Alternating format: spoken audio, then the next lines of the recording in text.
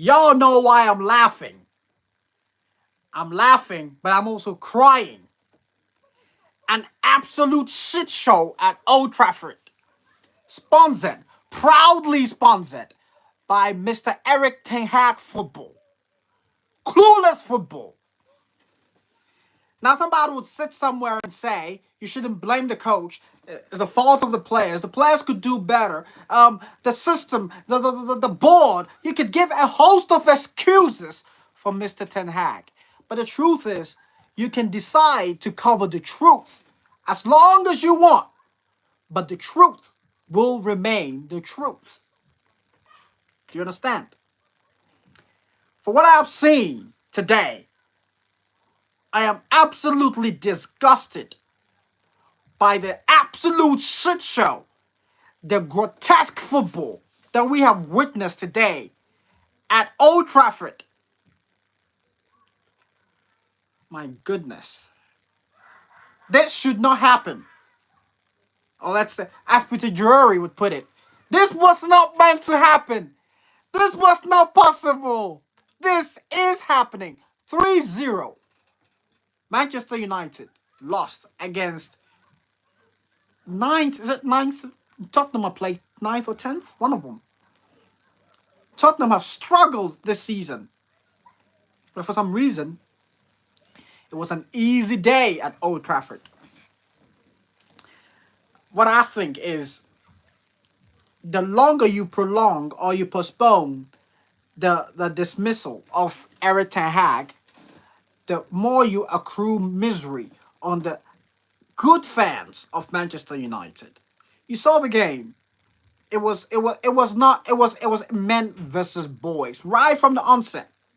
Right from the start, you could see that Manchester United were not going to have a good day. And Spurs were all over them. United's problems keep repeating game after game. They are clearly a tactical pattern that have seen so much problems in recent times. The build-up, the trying to play without a deep-lying playmaker. But still trying to play from the back. Whenever they meet a team that presses high up, they struggle. They struggle. They find it difficult to retain the ball in your own half, which invariably causes them to lose the ball in their own half and predispose them to very, very critically dangerous situations. Now, look, how can a defender, a centre-back, Van de Ven, have that run from his own half all the way through into Manchester United's penalty box and give that sumptuous cross for a goal? How? How should that happen? Because Manchester United's midfield is non-existent. Now, who I really cry for in this circumstance is that little boy, Kobbie Mainoo. Kobbie Mainoo is such a fantastic talent. Everybody knows that. And he needs to be developed in the right way. But if Kobbie Mainoo is going to have this guy, Ten Hag, for a coach, then he has a problem. If Kobbie Mainoo's coach is going to be Ten Hag, how is he going to develop? Now, let's look at a player like Rashford, right? Rashford was such a brilliant prospect when he was a teenager. He was already playing for Manchester United's first team when he was a teenager. But look at what's become of him now. Because of poor tutelage over so many years. Rashford was supposed to be in the Ballon d'Or conversation. He's not. He's not even close to it. Why?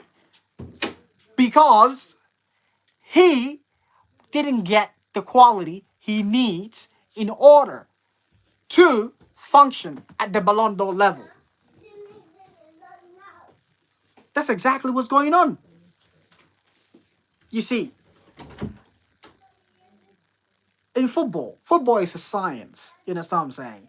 Football, I know it's a sport. I know it's a business. A lot of people see it as a sport. A lot of people see it as a business. But overall, it's a science. you can achieve results through experimentation and observation. From what I've seen today, I am so appalled how terribly a team like Manchester United can play at home and lose 3-0 to a hapless Spurs. Now, don't forget, Spurs have had a very difficult time this season. They couldn't beat Leicester City. You see? Tottenham have really struggled, and they come to Old Trafford, and it's an easy day. Look at Manchester United players. Now, I know you can call names, you can call endless names, you could call Ugarte didn't do well, Garnacho didn't do well, Rashford didn't do well. You could go on and on and on.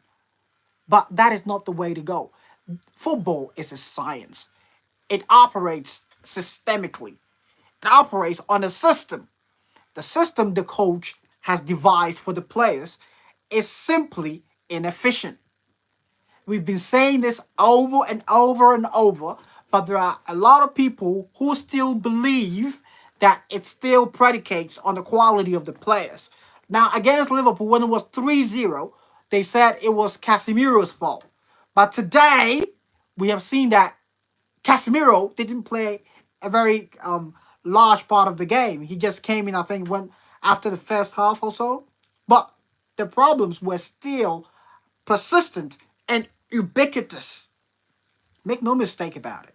Football is a science. That is why Enzo Maresca can go to Chelsea, and in 3 months, you see the hand of Enzo Maresca on that Chelsea team. You see identity on that Chelsea team.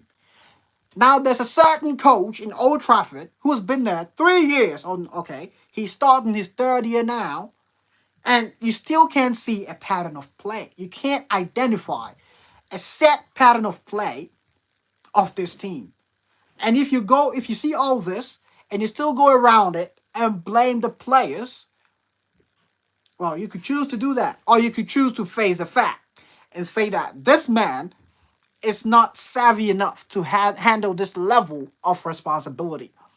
He'll probably do well in a team like Brentford, in a team like Fulham, and a team like Crystal Palace. But we're talking about the greatest team in English football history. And he cannot manage that team. It's time for him to go. As simple as that. I know lots of arguments are going to be made for Rashford. Why is Rashford not playing well? Why is Garnacho? Why could I? And about that red card. In my honest opinion, I feel it was a bit harsh. I must be honest. I feel that red card was a tad harsh on Bruno because he slipped. He slipped, but at the same time, he still stuck out his feet. So that is where, it's a bit of a gray area, depending on the discretion of the referee. If he thought that you shouldn't have stuck out your foot, then you would get a red card. But if I were the referee, I wouldn't have given him a red card. I would have given him a yellow because he slipped. But the referee chose to give him a red, which is not totally a wrong decision because he did have his studs in Madison's shin, which is obviously serious foul play. But I think you need to also assess the preceding sequences of events that led to that situation or that occurrence. So if it were me, I wouldn't have given him the red card. With or without the red card, Manchester United were still going to struggle because they didn't have a pattern of play. When Ten Hag first came to United, after his issue with Ronaldo, I realized something. That the coach fed off he fed off the vibe of the fans. So he was winning all his home games, but wasn't winning their away games. Now realize that there's a tactical problem. And that's exactly what's being instantiated today. The coach was trying to use the crowd to cheer the players to win, which there is nothing wrong with. But at the same time, this should be just an addendum. it shouldn't be your mainstay of play. You need to have a sophisticated tactical arrangement which allows the support from the fans be just an additional entity, a support, not the main thing you need to play well. So there's a lot of things going on. What can we say? What can we say? Um, Congratulations to Tottenham Hotspur. I think Manchester United should change their manager before Christmas, or else they may find themselves in the bottom half of the table come May. I mean, they're probably going to end up 12th or 15th or something from what I've seen, because the kind of football I've seen from Manchester United now, I do not think they'll be able to beat Brentford. They will be able to beat Aston Villa. They'll be able to beat Manchester City or Manchester or Arsenal. I don't. Obviously, football is not mathematics. It doesn't necessarily follow that order. Maybe something great could change. Maybe one win can inspire another win. Yeah, but if I were sitting here and just forecasting into the future, that's what I see. I see United really struggling. I see United because they look. You can't beat Brighton at home. You can't beat um um um Spurs at home. Now, obviously, Spurs is one of the top 6 teams in England. We don't necessarily need you to win, but at least at home you must not lose. At least secure a draw. Now, it seems that was too much to ask. The same problem over and over again. Albert Einstein said, if you do the same thing over and over and expect different results, that's the definition of insanity. Goodbye, guys. I'll see you in another video.